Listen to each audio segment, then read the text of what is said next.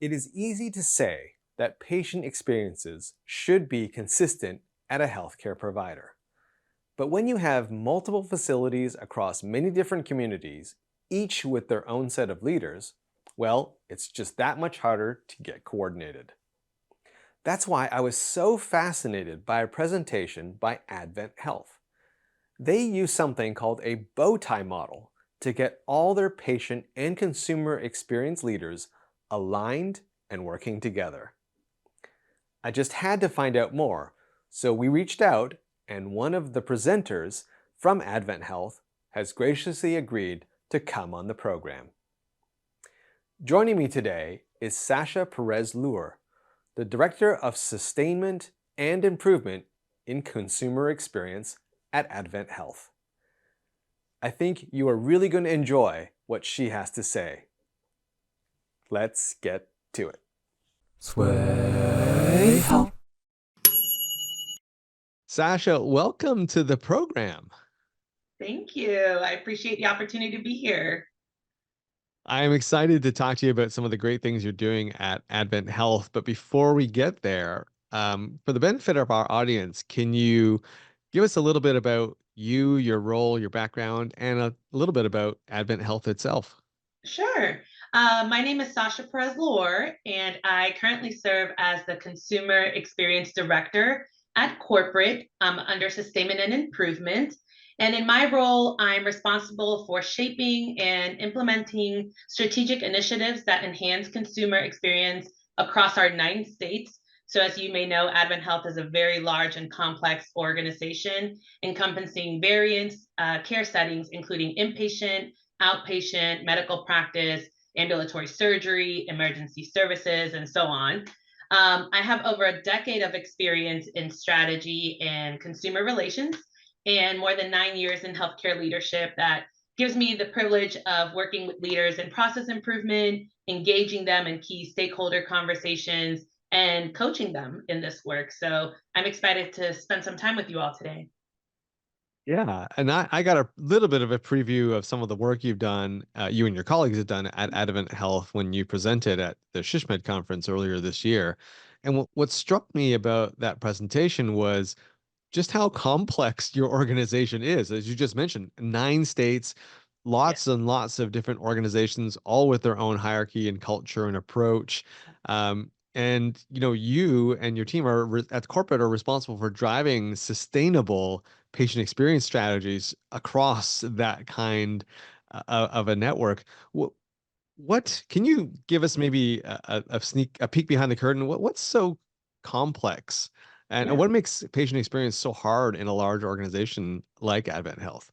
Definitely. I would say there's two that I, in my experience, especially at the corporate level, working across 9 states, have encountered.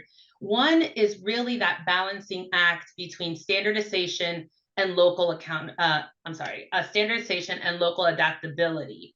In a system as complex as ours, it's really critical to have an overarching strategy of best practices, of education, of nomenclature, but also ensuring that the implementation itself is flexible to account for the differences in staffing, in resources, in community needs or expectations at the local site level. So finding that balance has been very nice at AdventHealth and does take time to find. I would say another challenge for us that we have started to overcome is aligning all stakeholders from senior leaders all the way down to frontline team on a shared vision of patient experience. What is it? What is it? What does it mean to us? And how do we live it out? And it's really led to create intentional communication channels and strategic conversations across all those levels. And one of the things I presented about at the conference was the bow tie model, right? And really ensuring that we have different voices engaged at the table, that their voice is heard, and also for them to understand how their particular role impacts the bigger picture. So keeping everybody on that same page has been challenging and has been so beneficial. Well, Sasha, just on that note, I mean, you mentioned the bow tie model. Can you describe that in a little bit more detail? Because when you presented it, I thought it was was pretty amazing because how simple it was. And for those in the that aren't seeing us, that and maybe I'll try to put it up on the screen, but the tie model basically looks like a bow tie. There's a big triangle on the left pointing into the middle, and then a triangle going outwards on the other side, just like a bow tie is. Yeah. But can you describe it for us?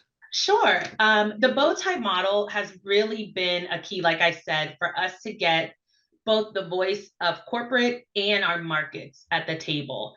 And so, like you mentioned, and hopefully you can put the image up on the screen, the left side, the first half, is where really that inclusive dialogue on challenges or co-design of solutions that can be implemented across Advent Health take place. And based on that input, in the middle, there is a space for decision making and what we are committing to. And then the right side of the model is so important. Typically, people stay at the challenges and co-design and decision, but really what has made us successful is on the right side of the bow tie is accountability and the support that they're going to need to ensure that we're aligned on whatever we're executing. And so when we design something together, it's far better than if just corporate leaders get together or a couple of market leaders get together. It really allows us to have discussions that will impact the whole and that will also allow for that flexibility I was speaking about earlier. And we know that the more complex the problem is, the more voices we need to hear. And so structuring that out and allowing for the time to have those conversations is so crucial as we're building out timeline for projects or strategies and really working together to hold the teams and leaders accountable in the right ways for the solutions to be put into action. We've actually really relied heavily on this approach. And like I mentioned, it does take time, but it's worth it because so many people are engaged from the beginning and feel like their voice mattered. We've used this for things like when Advent Health rebranded, or even for our most recent patient experience blueprints that have set our expectations out for the different care settings. And it's been very fruitful. One of the things that I think you mentioned as a cornerstone of your success at Advent Health is really having a common definition of patient experience of the goals that you're going after. Right? Without Yeah. that, you're just going to have chaos. And one of the things that you described was sort of being consumer centric. Yes. And you had three parts to that definition. Can you share those with us? Sure. Three parts of the definition, and you're right, patient experience could mean so much. And one of the things I love about Advent Health is, again, using that bow tie model. Our upper executives had really intentional conversations with us and the teams on what is it that we want to commit to. And that is where the three-part definition came in of we want to ensure that Advent Health is easy to access, simple to use, and that we help our consumers feel whole. And easy to access is an obvious one, right? Making sure that we are simple to use is also pretty easy to understand. But when we talk about feeling whole, I feel like a lot of different industries or people could be using that term. But what does it mean at Advent Health when we say we want you to feel whole? We understand that that looks different for different people from different backgrounds. But the core idea is the same, and is that at Advent Health, we're going to see you as a whole person, physically, mentally, spiritually, and socially. And that means that we have to consider what does it mean to give that complete comprehensive care. That's what's going to continue to make us a differentiator. And really, whole person care at Advent Health is not a program. It's not something that we roll out. It requires caring for patients in a way that helps them understand that they have found a safe place that cares for more than their diagnosis and their insurance, that they're not just a patient and a number in the bed or at the office. And it requires a place where they feel seen and heard and where we have a genuine interest in their well being. And how do you achieve that at more of the local level? So, and then I'm going to ask you more of the corporate level, but at the local, at your facilities, how does Advent Health, achieve that goal of helping someone feel whole? Yeah, at the local level, we have excellent resources. We have spiritual ambassadors. We also create learning modules that really lean into uncommon compassion. What does it look like to have empathy? What does it feel like to get into your patient's shoes? And really connecting them with different departments like our care management team, like our spiritual ambassadors, to really connect with what a patient may need, and sometimes even community resources to fulfill their journey after they leave our doors. Sorry, the spiritual ambassador, I got to get you. What is that? So we have chaplains at our Oh, okay. campuses, but we also have team members like myself who are spiritual ambassadors and are able to connect spiritually based on different religions or beliefs and really fulfill that space and need. Where oftentimes we see in healthcare, maybe that's tapped into at end of life, it's normalized throughout different care settings. Gotcha. Thank you for that. You're welcome. That's really cool, actually. um, okay, so the upside of all of this, I guess, is that people feel more comfortable and more willing to come back, and or more engaged in their care. Is that kind of the how the results manifest? Absolutely. Definitely working on that relationship because we have the ability to care for you literally from birth to end of life, right? But that relationship is so important and really understanding that the patient is the expert in their life, in their body, and how do we partner with them with our medical expertise to really see that whole picture. So you have the bow tie model, you have a common definition of patient experience and being consumer centric, and you also have something called a consumer focused connected network, Yes. the CFCN. What is that? So, consumer focused connected network, and great question, is a framework that we've developed to be able to deliver on those promises. So, we know that it is going to be a journey, right, to achieve all these goals and definitions that we have applied. But at its core, it reflects our commitment to making healthcare easy to access and simple to use. And so, there's like 4 key structures we have in place. So we have CFCN exec, which is one governance structure, where that is a group of vice presidents, CEOs, CNOs who oversee the strategic agenda across all the initiatives system wide.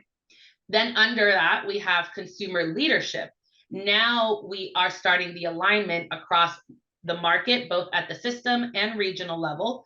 And it goes one click in and focuses on patient and consumer experience, looking at data analytics, technology, and discussion about innovation that we may have.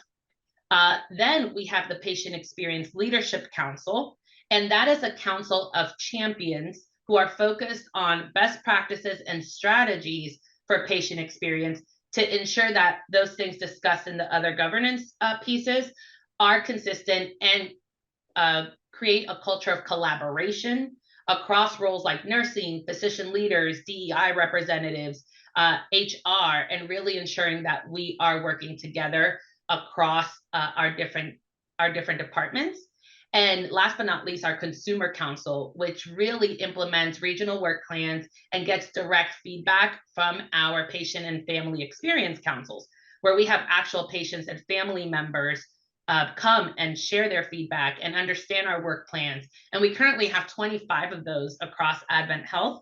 And this year, we actually were able to develop a corporate level patient experience council, which is so exciting. I was just going to ask that. So these are the councils that I'm assuming is where you get the voice of the customer. This is where the Yes, patients give their feedback, and absolutely. is it sort of a virtual kind of thing? Is it Yeah, surveys? Is it all of the some of above? them, nope, they're just like 1 hour meetings, just like you and I are talking right now. We, different depending if it's in the market or corporate, different leaders bring agenda items and patients are presented things or topics are discussed where they can provide feedback or their insight or their most recent experience of themselves or family members where they can share what went really well or what would have, and it just creates a safe place for that dialogue and their feedback, and not necessarily just lean in on survey results. Sasha, is there a project or an initiative that either you've completed or are currently working on that you can use to illustrate how all these elements are working together, the bow tie, Yeah. the CFCN, and all that kind of stuff? Yes. In my line of work, as we know, patient experience for many years was really focused on the inpatient side, for example, due to HCAHPS and CMS and all those fun things. And most recently, we have really stretched ourselves to define what are those patient experience expectations across the different care settings. And that's where the blueprints I was talking about earlier come into play. Most recently, our medical practice space, we have created a patient experience blueprint for medical practice. And that, all of the things I talked about took place when we were developing the experience blueprints.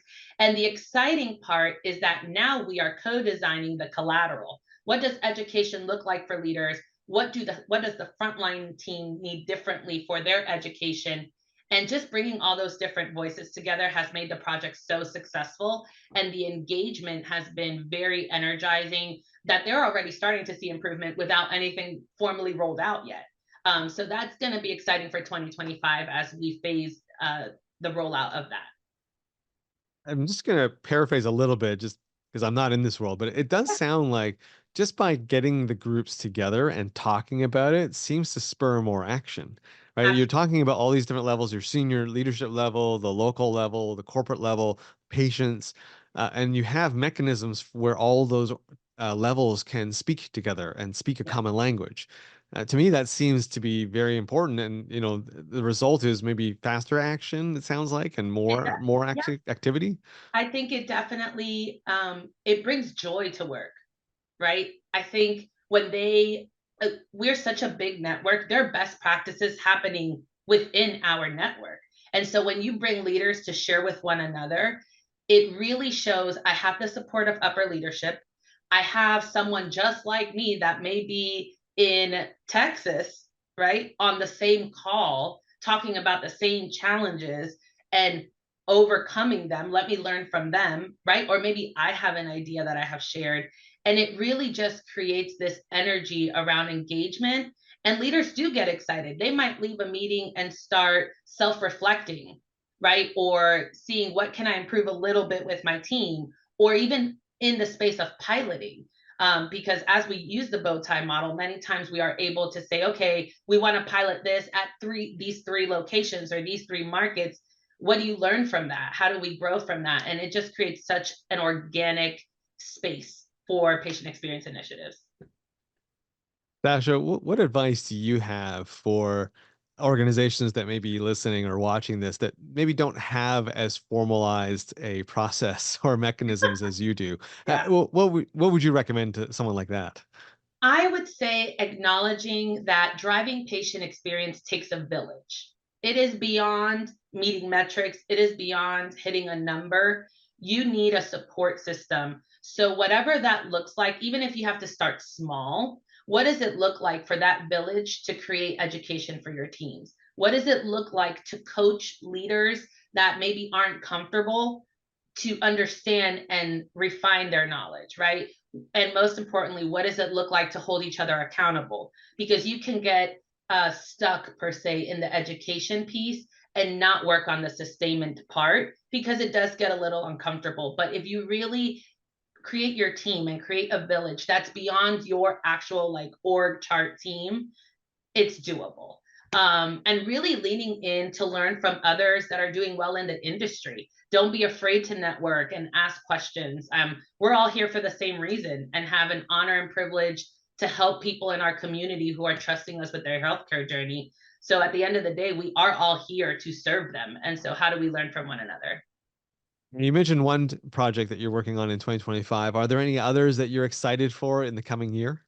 Yeah, we're excited. Most recently, we finished our Uncommon Compassion journey, which was a micro learning series, again, on empathy, behaviors that we can live out, and continuing that, again, to really drive that heart of the work that we do. Is exciting. The medical practice work is exciting. That's coming ahead, and it's just never ending. Patient experience is a space where we have to consistently reassess what our consumers need. So just diving into the space of hearing their voice more and understanding how can we be more predictive of what our consumers need is so exciting for me. Well, Sasha, you've shared a ton of great information with us today. Where can people go to learn more about Advent Health and maybe connect with you?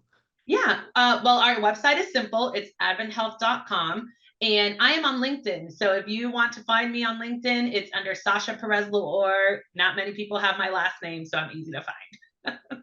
Sasha, really appreciate your time today. I know you're very busy, so appreciate you coming on camera and sharing a lot of really great stuff here and really a lot of fantastic best practices.